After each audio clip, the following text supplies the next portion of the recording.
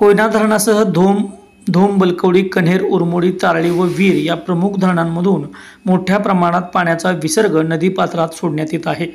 लोकांना सुरक्षित ठेवण्यासाठी प्रशासनाकडून नागरिकांना सुरक्षित निवारा शेड, हायस्कूल, शाळा, काहींना नातेवाईकांकडे तात्पुरते स्थलांतरित करण्यात आल्याची माहिती जिल्हाधिकारी संतोष पाटील यांनी बुधवारी दिली।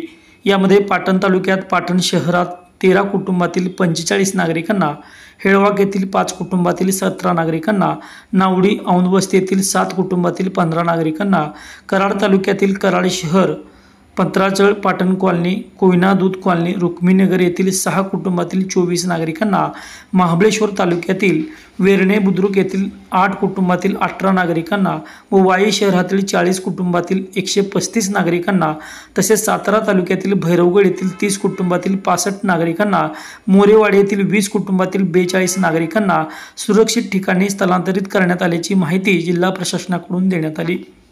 दरम्यान रस्त्यावर पाणी आल्याने तात्पुरते बंद करण्यात आलेल्या रस्त्यांची 20 ऑगस्ट रोजी सद्यस्थिती पुढील प्रमाणे आहे। पाटण तालुक्यात निरळे पूल व मुळगाव पूल, पाबनपाला रस्ता खचल्याने वाहतुकीसाठी बंद करण्यात आला आहे।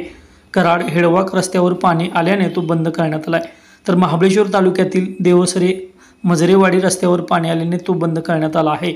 वाई तालुक्यातील कृष्णा नदीवरील हमजाबाद किडगाव पूल, करंज म्हसवे पूल, मौजे जिहे येथील जिहे कटापूर रोडवरील पुलावरून पाणी वाहत असल्याने रस्ता वाहतुकीसाठी बंद करण्यात आला आहे। खंडाळा तालुक्यातील नीरा नदीवरील लोणंद वाटा विरार रस्ता व नीरा नदीवरील जून पाडेगाव येथील रस्ता वाहतुकीसाठी बंद करण्यात आला आहे। बंद रस्त्यांमुळे पर्यायी रस्ते उपलब्ध असल्याची माहिती जिल्हा प्रशासनाकडून देण्यात आली आहे।